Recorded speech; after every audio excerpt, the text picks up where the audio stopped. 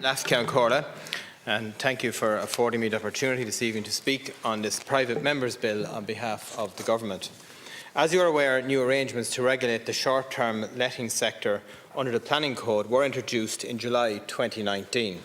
The principal aim of the legislation was to return much-needed accommodation being used for short-term letting purposes in the designated rent pressure zones to the traditional long-term rental market, thereby increasing supply in the long-term market and helping to stabilise rents in those areas.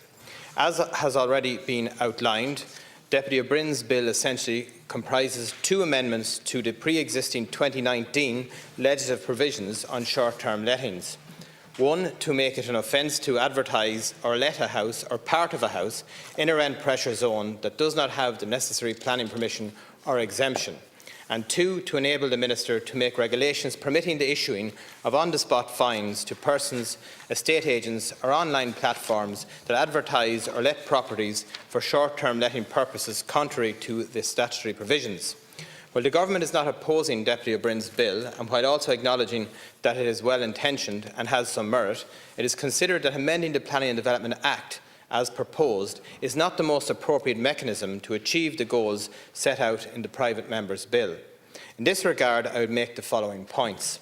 Firstly, in light of the fact that the current provisions, as operated by local authorities under the Planning Code, have not been as effective as envisaged, the Government has already agreed on specific action in Housing for All, Action 20.4, to develop a new regulatory controls requiring short-term and holiday lets to register with Fáilte Ireland with a view to ensuring that houses are used to best effect in areas of housing need.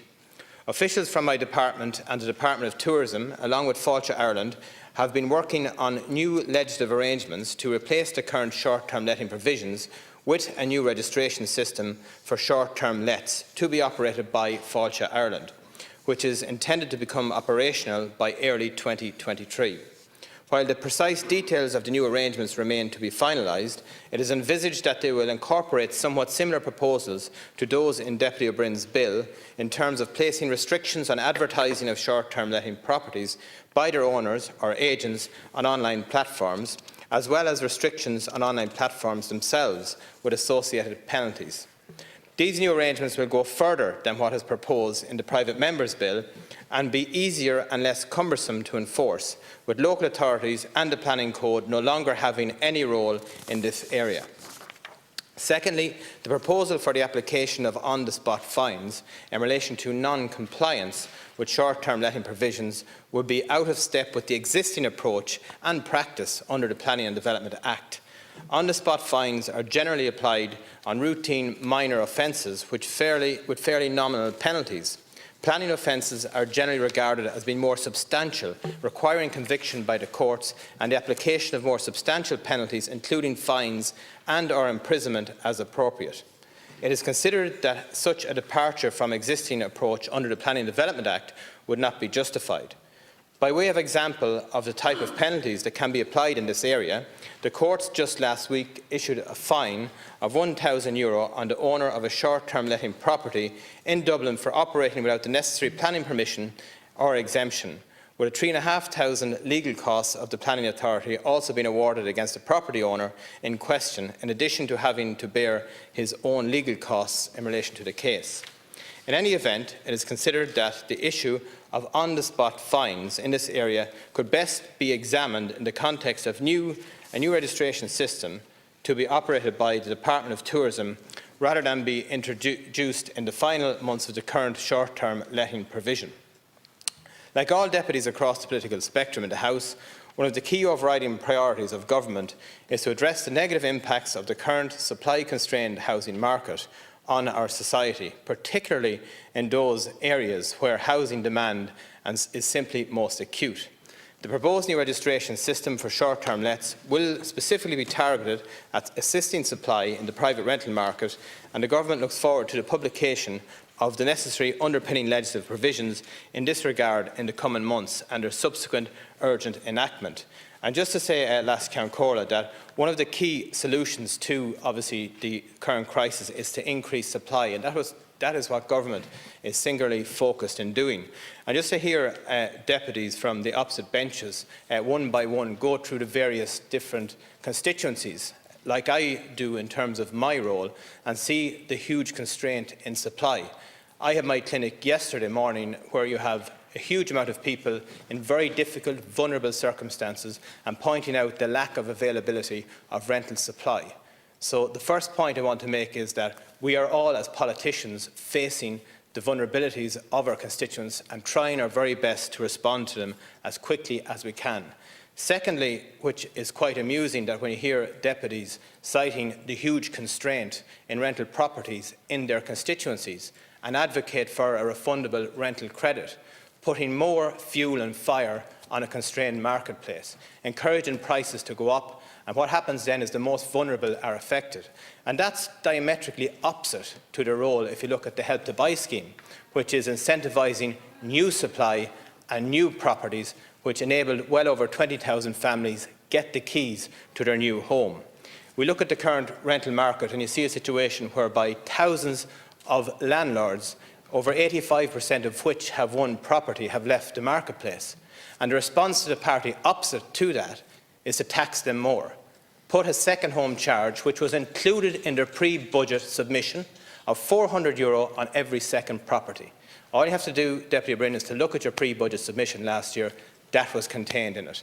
And that is a reflection of where Sinn Féin is coming from in a market that landlords that only have one property, that are needed to secure tenure, are departing.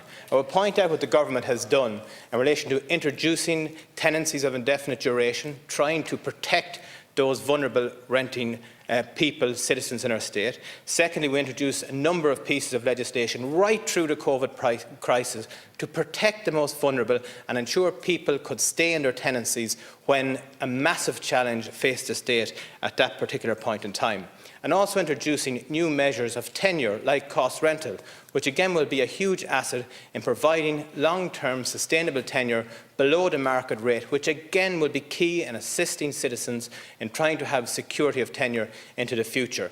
And that is the singular approach, is driving supply up. And if we look at all the metrics in terms of the commencement notices which have been issued over the last year, the constant trajectory is increased supply. Diggers on sites, builders there building more homes to ensure that we are within touching distance of getting up to the ESR requirement of building over 33,000 homes per annum, and much more is needed. That I am very much aware of. But our construction industry now is trying to ramp up and deliver this at pace, and our state is delivering record levels in terms of social housing units, right into the core of through our local authority system, changing the delivery mechanisms which the government are absolutely key and focused on. So for those vulnerable people that I meet in my clinic every single week, as I always say in this house, no one has a patent on compassion. We're all meeting vulnerable people every week. And that's why comments like, you know, you're putting vultures higher up the rank than citizens in the state. Comments like that do a total disservice to this debate and to where I'm coming from as a politician, trying my very best in my constituency. I can look those people come into my clinic right and say, there's huge hope here. I can look at my own town, there's around 300 units that are currently under construction, to show that there is hope on the horizon. I know it's a very tough time at the moment, but we are increasing. We're coming from a low base, but we're increasing at pace. And I think that is the way to the future. And if we all work together, like this bill that is proposed, which I welcome, obviously I want to be very clear on that, it's the comments that surround it for the social media clips that I have the issue with. And trying to say that, you know, you're the same as placing an extra premium on a vulture fund than you would on the citizens that you meet week by week. I think that does a huge disservice to politics. Thank you, Last Councillor.